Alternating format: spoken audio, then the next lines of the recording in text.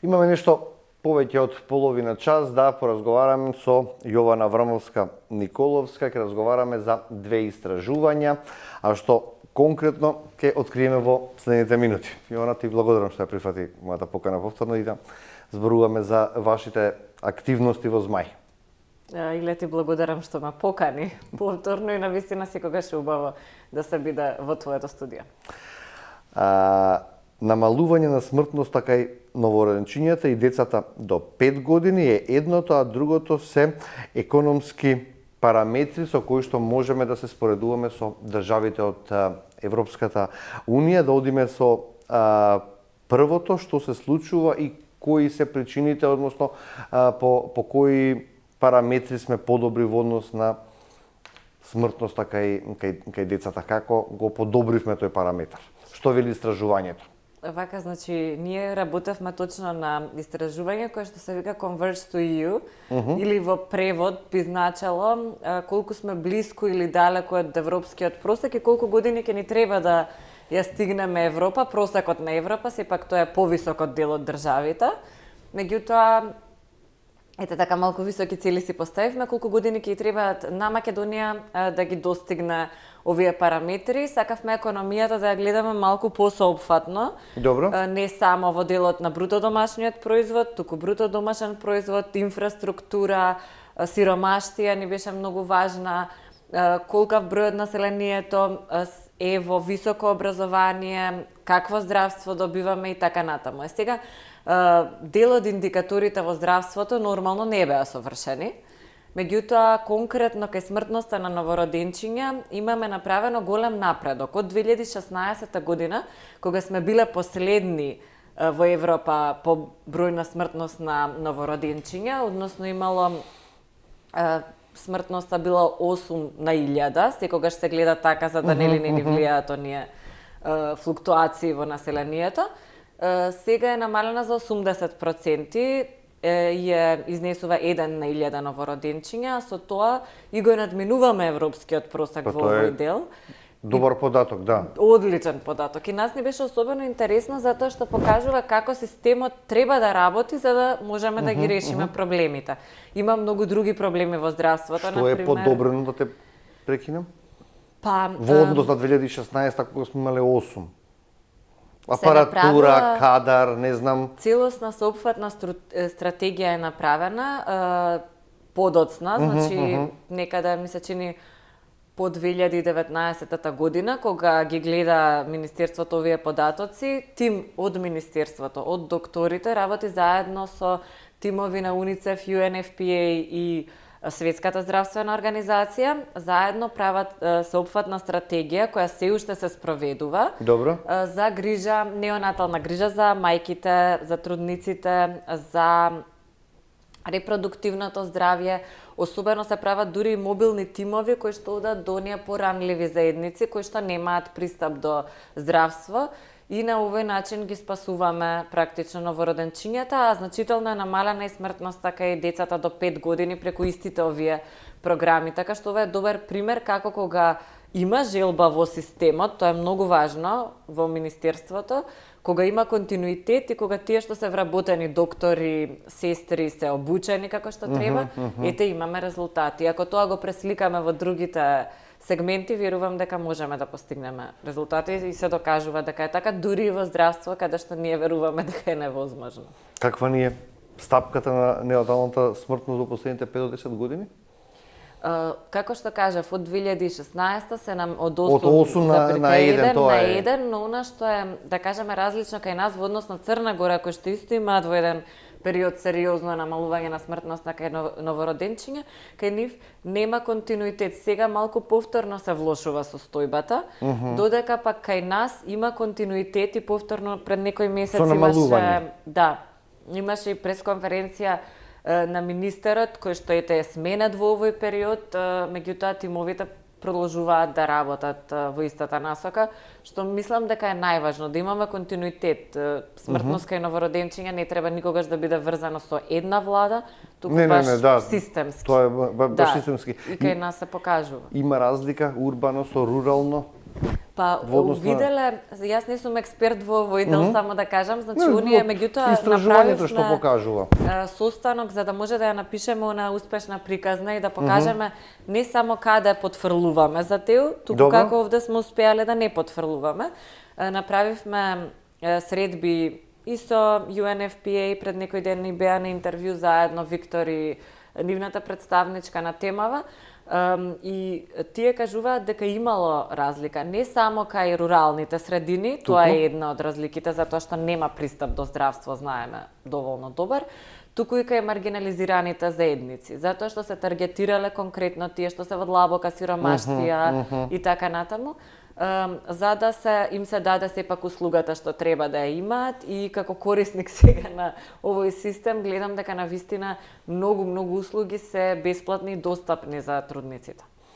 Што се случува на другите теми, освен во здравството? Спомна инфраструктура, спомна животен стандард, спомна неколку теми каде што не котираме баш најдобро. Да, затоа и го земав компјутерот да веднаш тука можеме нели да ги разгледаме. Точно е дека особено во економските теми доста сме далеко од Европската унија, тоа и го знаеме, не е некоја новина. За Само нас не кажува дека сме трета економија сега последниве неколку денови, сега не знаеме во што да веруваме. Добро, можеби по бруто домашен производ, премиерот вели дека сме трети. Можеби по растот. Затоа што нели ние имаме поголем потенцијал за раст од одредени европски земји кои што веќе имаат многу висок бруто домашен. Што би развивала Германија или Норвешка за да стигне да има раст од 5, ако сега има 8, да би имала 11. Чисто карикирам со бројки. Па и во таа насока веројатно се гледаат податоците, се интересни, може кој како сака да ги толкува. Да. Ама ние затоа сакавме да не се фокусираме само на БДП. Добро. Например, европската просечна плата би ја стигнале за 40 години, но во пензиите, да кажеме, имаме дивергирање, односно се оддалуваме од европската пензија. Ова е просекот на ЕУ. Понатаму и доколку ништо не направиме, потоа ќе ви кажам како би можеле нешто да смениме. Да. Во социјалните, да кажеме, индикатори, велиме сиромаштијата, односно стапката на сиромаштија во Европската унија, ние можеме да ја достигнеме за 100 години. Не затоа што сме 100 години разлика, туку затоа што Европа континуирано продолжува да работи на намалување на разликите. Колку е таму стапката сега? Не можам точно да кажам, треба да проверам друг податок. Бидејќи кај нас беше последно што скочи 21% е стапка на сиромаштија. Епа ако е 55%, тоа ако е некаде половина од Европската унија, значи кај нив е 10. Меѓутоа, повторно ќе кажам, продолжуваат да работат. Значи не смееме ние да ги гледаме работите како момент, туку како долгорочна работа.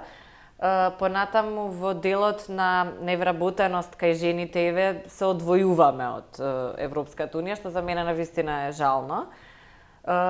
Нееднаквоста можеме да ја достигнеме, бидејќи во Европската унија постои голема нееднаквост меѓу луѓето. Да, има класи. Точно така. Сега во здравството, например, бидејќи тоа го отворивме прво како тема, точно е дека имаме намалена смртност кај новороденчиња. Точно е дека имаме само една година, да кажеме, ќе ни биде потребна бројот на легла да го постигнеме. Меѓутоа, се одвојуваме во бројот на доктори, во бројот на медицински сестри. Кадарот што го имаме, мораме да го зголемуваме. Додека Европската унија силно работи, како што знаеме, на привлекување на доктори, па дури од Македонија, на медицински сестри, на медицински кадар, ние не смееме, мораме да создадеме услови да ги задржуваме овие луѓе во земјата, колку што можеме повеќе, или да носиме нови, не знам како би го решиле на друг начин. И животниот век, за жал, ние сега сме на 93% од Европската унија, меѓутоа и кај нас е 75 години, меѓутоа се одвојуваме затоа што Европската унија многу работи во областите што влијаат на продолжување на животниот век. И сега кога веќе гледаме дека е возможно нешто да се смени, мислам дека треба примерот да го следиме и барем во овие два сегменти. Кај животниот век дел од работите што можат да се направат е да се направи еден пред се да се добијат добри квалитетни податоци што предизвикува најмногу смртност, што предизвикува прерана смртност во Македонија, и да видиме како можеме преку Да го намалиме тоа, така. Да влијаеме. Мене искрено ми недостигаат и оние медиумски кампањи за превенирање, за здравствени проблеми, за здрав начин на живот. Тоа е нешто во што буквално дури и политички сите ќе се сложиме дека не се потребни, а можат на долг рок да спасат многу животи. Европската унија влијае врз овие сегменти и секако животниот стандард на граѓаните и пониското ниво на сиромаштија секогаш влијае и врз должината на животот. Што прават европјаните за да го продолжат животот или да имаат поквалитетен живот, а не правиме ние? Тоа што го спомнав, значи едноставно животниот стандард кога е подобар, автоматски луѓето имаат и простор и време и мислат на себе и на своето здравје. Секако ако живеете во сиромаштија, потешко ви е исхраната да ви е добра. Ако живеете во сиромаштија, најверојатно ќе работите 14 сати седнати за колку толку нешто да добиете. Хигиената нема да биде еднакво добра и така натаму.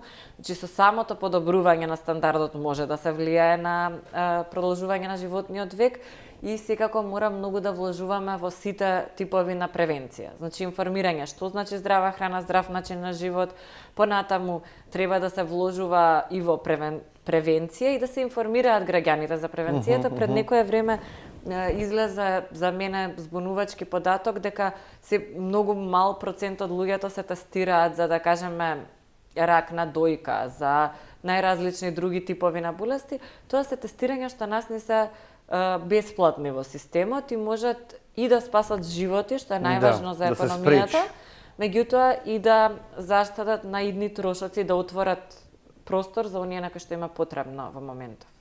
Колку фондовите од Европска Унија имаат влијание врз една целина во една држава кај нас? Не ги користиме толку тие фондови бидејќи не сме членка на Европската Унија. Друго е да сме Словенија, па ете ги сега и новите членки како Бугарија и Романија. Што доколку ни се дозволи повеќе користење на тие средства? Во конкретната анализа сакавме и тоа да го испитаме. Што би значило нашето членство евентуално во Европската Унија? Дали би се подобриле работите? Дали побрзо би се доближиле до ЕУ? Не велиме дека ние утре ќе станеме на нивно ниво. Може би да, ако работиме како што сме работеле кај смртноста на новороденчиња. Меѓутоа, она што е пред се многу важно е дека нашите соседи кои што се доближуваат до Европската Унија и добиле или се членки и добиле пристап кон европските фондови, многу брзо итаат напред и тоа создава една голема празнина помеѓу нас и да кажеме Грција, Бугарија во многу области. И затоа е многу важно Европската Унија да размисли дури и во пристапниот процес или пак во овој период каде што одредени прашања се решаваат, дел од фондовите да се отворат за земјава затоа што потоа ние навистина ќе имаме предизвик да ги стигнеме европските да не бидеме само фондови. формална членка, туку да можеме да се носиме со нив. Еве најблиску се сега Албанија и Црна кои што така. И сега ако и Албанија ни се одвои и тргне напред, ние буквално ќе имаме сериозен проблем и тоа е важно и во однос на демографијата, затоа што луѓето многу лесно и брзо можат само да се одселат во соседните држави. Така што мораме да размислуваме како да се доближиме до ЕУ просекот и тоа и е поентата на ова истражување. Во однос на конкретните сценарија што ги гледавме, Ајде. Еве ќе одиме во делот за Македонија, кој сака нормално може да провери страницата на Converge2EU, тука може да ги види сите земји на Западен Балкан. Ја работевме анализата заедно со Виенскиот институт и Think Europe и организација од секоја од земјата. Еве како стоиме. Значи, вели што доколку ништо не се случи, ќе ни требаат повеќе од 100 и 200 години во делот на брутодомашниот производ и во сиромаштијата да достигнеме Европската Унија, која ќе продолжи да оди. Да, така ќе си и та. Да. Меѓутоа, доколку имаме целосно членство, ова се намалува на 60 или на нешто над 45 години со целосното членство, зборувам за брутодомашниот производ и сиромаштијата. Понатаму, доколку добиеме пристап, ќе се намали на под 100 години. Сега ова се навистина звучи долго, но замислете ако се 200, тоа значи дека силно ќе отидеме напред од позицијата што ја имаме. а повторно над 40 години кај сиромаштијата со пристап до европскиот буџет. И понатаму ги гледавме и европскиот пазар, пристапот кон европскиот пазар и институционалните реформи. Она што загрижува е дека некои работи не зависат од отварањето на европските фондови. Имаат најсилно влијание, што мене искрено ми беше интересно, кај економските фактори. А често ги зборуваме, например, во делот на владење на правото, во делот на други области, додека економијата многу малку ја гледаме. Меѓутоа, членството во Европа, како и отварањето на европските фондови потенцијално за Македонија, најмногу ќе има влијание во економијата, во сиромаштијата и растот на бруто домашниот производ. И тука, например, можеме да направиме сериозна една промена, а овие понатаму докажано ќе ни влијаат и врз зголемено запишување во високо образование, затоа што луѓето кои што се финансиски подобри, не се сиромашни, се запишуваат повеќе во високо образование, но и во животниот стандард, она што го зборувавме, што ќе влијае веројатно индиректно на многу други фактори. Во однос на тие фактори за економијата, уште на економијата се задржиме, тоа што ќе значи? Тоа ќе значи пари за стопанството, тоа ќе значат нови странски инвестиции, тоа ќе значат нови пазари, тоа ќе значат нови работни места. Така е. Значи, во бруто домашниот производ, нели ги читаме сите оние бројки како Македонија колку произведува, колку е нашиот производ. Така, нашиот производ логично ќе порасне, затоа што средства ќе влезат и тие ќе се инвестираат во компаниите, во стопанството и секаде каде што се потребни. Меѓутоа, намалувањето на сиромаштијата е многу блиску до дома и значи дека ќе се подобри животниот стандард на граѓаните. Ќе имаме повеќе граѓани кои што можеби денеска не се вработени, не можат да работат поради екстремна сиромаштија, кои што ќе се вклучат на пазарот на труд. И за нас, на вистина, една од најважните работи, веројатно позитивно би влијаело и врз задржувањето на идните генерации тука. Сега интересно е во делот на дигитализацијата, дека ние сме многу блиску до Европа. Тука знам дека стоиме добро. Кај нашите компании, да. Тоа е кај компаниите или дигиталната поврзаност на државата и институциите? Кај компаниите. Кај компаниите подобро, така? Да. Бидејќи од планот на раст знам дека Министерството за дигитална трансформација добро котира во однос на исполнувањето на реформите, затоа прашувам.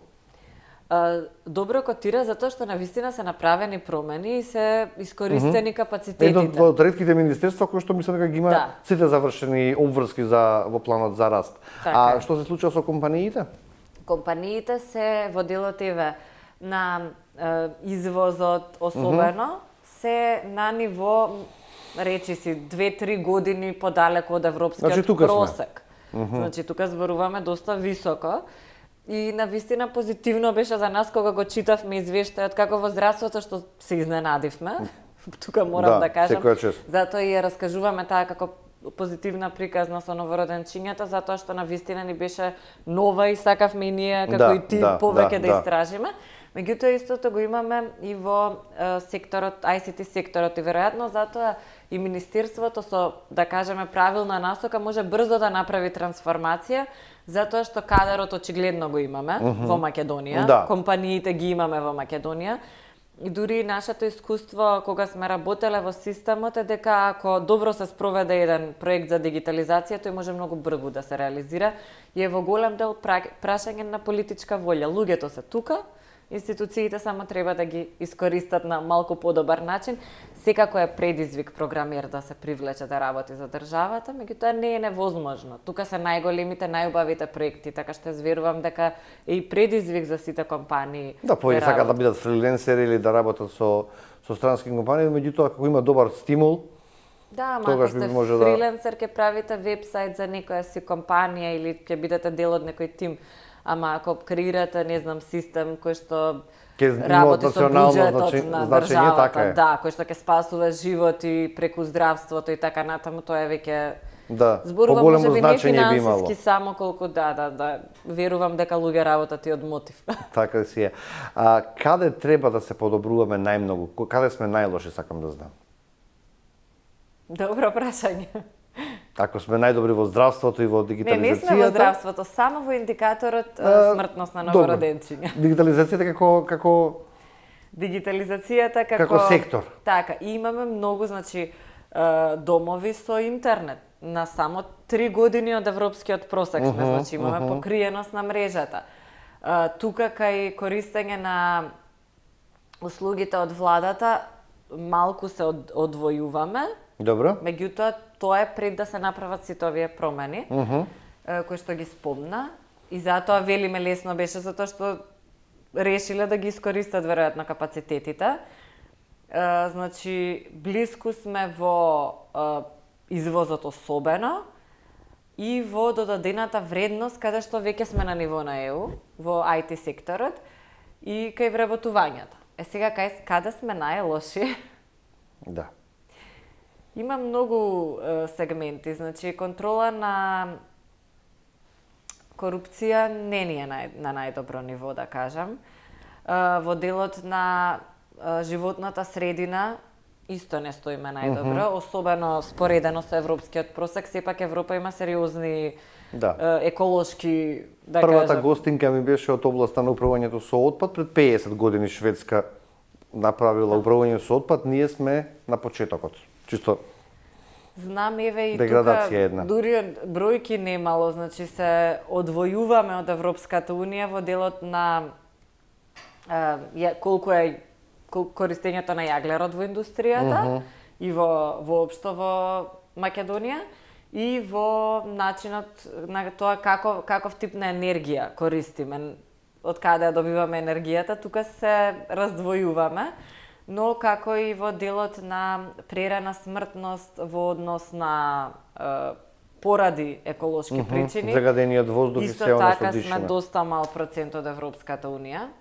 Корупцијата си ја знаеме сите, друго нешто што ќе ни кажеш?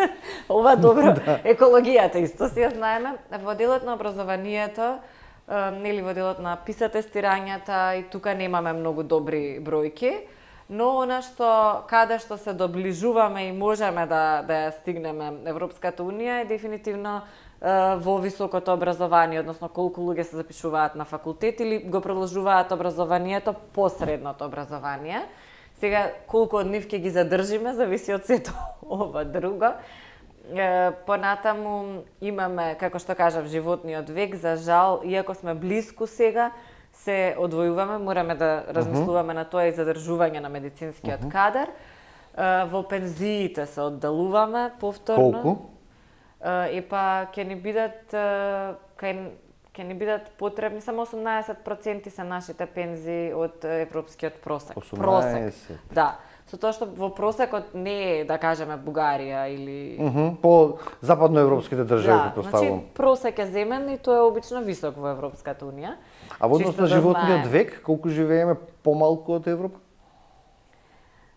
Ние живееме многу помалку. Ние живееме 75 години е просечен животен век, додека во Европската Унија е нешто повеќе од тоа. 93% сме од Европската Унија. Меѓутоа, тие многу работат на продолжување на животниот век, на негата за постари лица, на вклучување на постарите лица, на грижа за здравје и така натаму. Тоа се некои работи што ние треба поскоро да почнеме да ги воведуваме. Да. Барем нашава генерација да почне. Па и за оваа, зошто да не? Јас мислам дека не доволно ги користиме оние кои што одат во пензија. Дека има меѓу нив луѓе кои што за се нешто можат да бидат и искористени, и корисни, и дека долгорочно тоа ќе се одрази и на нивниот животен век, ама и на општото задоволство. Колку овие истражувања се пренесени и се дадени на властите за да знаат да направат некаква стратегија долгорочна? И во презентациите на анализите, секогаш ги каниме институциите. Во ЗМАј доста и соработуваме со дел од институциите, посебно во делот на податоци, финансирање и слично. Да не биде само направена, нели, анализа, да. истражување, да останеме тука. Колку треба да се работи на ваквото и колку имаме политички сенс за да се почне нешто да се прави? Јас верувам дека политички сенс има, Добро. дека нормално е дека ќе ги слушнат податоциве, затоа што и медиумите се интересираат доволно, Добро. така што ви благодарам за самото тоа. ова гостување е нели мотив плюс. Гостување е мотив плюс, дополнително и останатите медиуми го покрија истражувањето и повторно се интересираат за овие факти и податоци, токму затоа што се многу конкретни. И, како што кажав, ние и директно се трудиме до институциите да стигнеме и да ги информираме за тоа што се случува. Добриот пример што го спомнавме на почетокот е тој дека само заедно ако работиме, невладен сектор, институции, значи никогаш не се убави податоците што ќе ги слушнеме, ама ако се договориме што ќе направиме за да ги подобриме, точно така, дека можеме да имаме ефекти, секако може Европската унија во овој дел да не поддржи, особено во она што воопшто не е контроверзно, тоа е економијата. Така, за крај сакам да те прашам само уште што можеме да извлечеме како поука од државите, од системите на Европската унија. Мислам дека поуката доаѓа не само од државите и системите на Европската унија, туку јас би ја извлекла и тука дома, каде имаме успех, таму каде што соработуваат сите чинители во општеството заедно, таму каде што сме разделени, расцепкани, каде што се затворени вратите за експертите и се носат одлуки само на хартија, таму нема успех. И нема ни да има успех. Меѓутоа, ако ги користиме добро податоците на државата има многу податоци, експертизата која што постои, дали во невладиниот сектор, во академскиот сектор или практичари едноставно може да се поканат да работат на одредени промени, меѓутоа и многу важно луѓето што се вработени внатре во институциите. Секаде каде што гледаме промена, таа не доаѓа само од министерот.